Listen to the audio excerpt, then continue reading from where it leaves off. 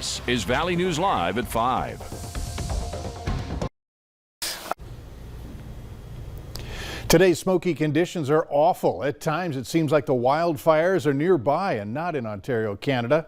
Let's get the latest on the situation right now across the valley. Hutch is here with that. Hutch, what's going on out there? Well, it's smoky, but some areas have it worse than others. And by and large, the worst of the air conditions are in the far southern valley. The north to south flow kind of taking that Ontario wildfire smoke, pushing it right through the valley. And now it's focusing on that Hankinson area. It's also brought in some much drier air. That's welcome. It's been a cooler day as well, but take a look at visibilities and you can track the smoke with us.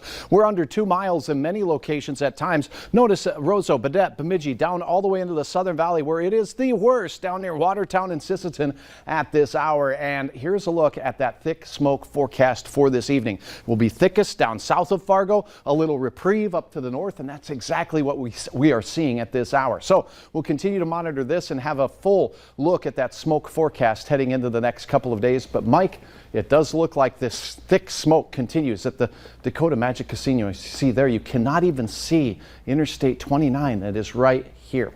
Temperatures in the 70s for our evening, increasing clouds. Some might see a drop of rain. Hour by hour forecast coming up here in just a couple of moments. All right, thanks so much, Hutch. And we have more on the smoke from the Canadian wildfires. Valley News Live's first alert storm team meteorologist Lisa Green has also been following those northerly winds which have carried the smoke here to the valley.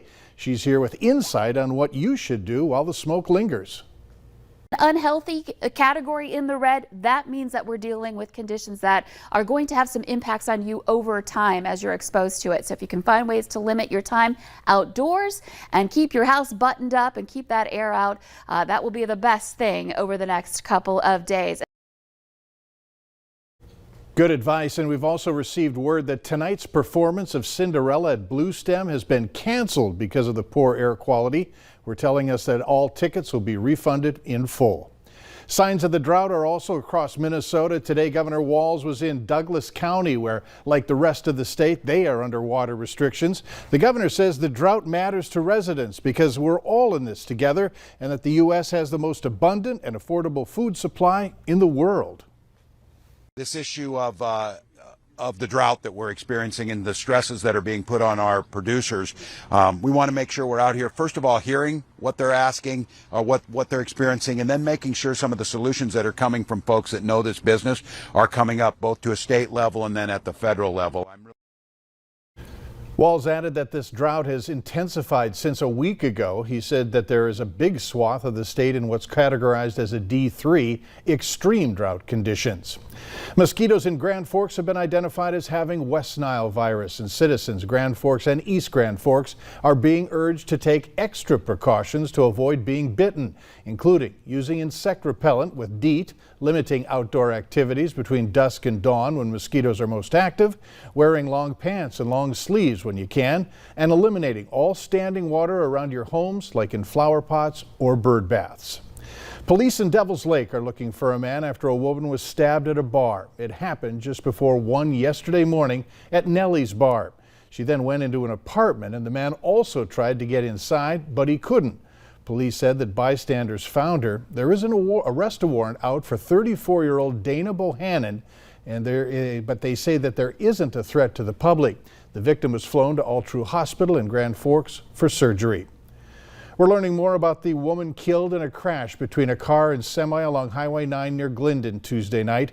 The Minnesota State Patrol says Rebecca Knapp was heading east on 28th Avenue North when she hit the side of a semi. She was just 41 years old. Knapp was a midwife, bringing more than 1,000 babies into the world during her career, many times driving hours to do so. She was featured on Lifetime's Born in the Wild back in 2014 when a local woman delivered her baby outdoors in Manville. Knapp was also a member of the Tri-County Carlstead Ambulance Squad. More than $6,000 has been raised to care for her midwifery practice. 2 men are charged in connection to an overdose death in Polk County. Andrei Metcalf and Georgia Piatkov each face a count of third-degree murder. Piatkov is also charged with DUI. On Monday, a trooper saw a vehicle stopped on the shoulder with its passenger wide open. The trooper heard cries from kids inside the vehicle, and as he got closer, he says that he saw 32-year-old Katie Flick dead on the ground. Now, if convicted of the murder charges, those two men face up to 25 years in prison. There's new information this afternoon about a stolen gun we told you about last week. Becker County investigators say the gun was found yesterday during a search warrant call. This video we showed you last week is of the theft. The gun owner says he's just happy that the gun is off the streets. No word on whether the thief was arrested. A memorial is set up for a Fargo toddler who was murdered. 15-month-old Mika died last November after her family says she had been horribly abused. Brandy Adelke is in jail, charged with the murder and child abuse. Mika's aunt was her primary caregiver and says that Adelke asked to watch the child on Halloween weekend. She also said that Adelke watched her kids for many years and considered her very trustworthy. But when Mika was supposed to go home, Adelke says her home was infected with COVID-19. Mika would have to quarantine with her. On November 20th, Adelke told Mika's aunt that she was in the hospital, where she later died a few days after being on life support. A memorial for Mika will be this Sunday, which would have been her second birthday. It's going to be held at the Gooseberry Park from 1 to 3. Scammers have been calling people in Grand Forks claiming to be law enforcement officers. They try to convince you that you're in some sort of legal trouble or you have a warrant out for your arrest, and then they'll try to collect payment over the phone to resolve the situation. You'll be asked to pay by using credit or debit video cards and gift cards, or money transfer services. If you are unsure that the call is real, hang up, and the Grand Forks Police Department or Sheriff's Office should be notified. President Biden is ordering federal workers to get vaccinated or undergo regular testing for COVID-19. That announcement could impact tens of thousands more Americans across the country. As Scott McFarlane reports, there's hope the decision will convince many others to do the same. President Biden tries to move the needle on sluggish vaccination rates, today requiring federal workers either get shots or submit to regular COVID testing. Right now, too many people are dying, or watching someone they love dying and saying, if I just got vaccinated.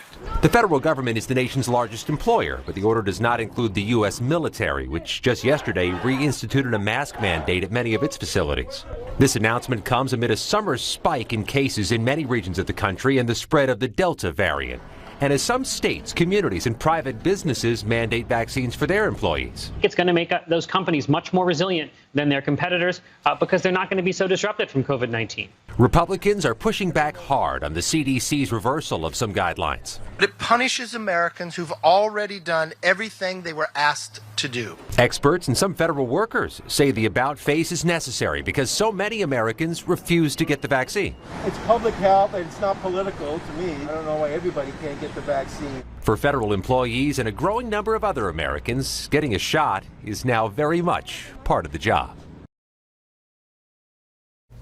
Another federal agency with offices nationwide, the U.S. Department of Homeland Security, has just reinstituted mask mandates in its offices, even for vaccinated workers. So too has the nation's capital itself. Masks now required in all businesses in Washington, D.C.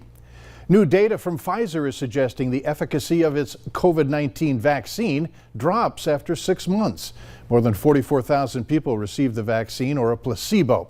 The study showed the vaccine's effectiveness peaked at more than 96% with 2 months after its second dose. It's then declining gradually to nearly 84% within 6 months, decreasing an average of 6% every 2 months. That means the vaccine's overall efficacy over 6 months is 91%. However, the vaccine was 97% effective against severe disease, including hospitalizations, for at least 6 months.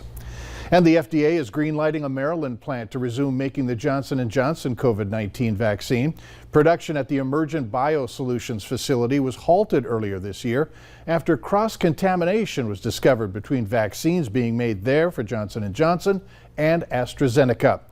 Meanwhile, AstraZeneca later moved out of its production plant out of that plant. The administration official says the facility hasn't received full authorization yet. The FDA will still inspect each individual lot of vaccine before they go out of shipment. Johnson & Johnson also says that the FDA has extended the shelf life of its COVID-19 vaccine from 4.5 months to 6 months.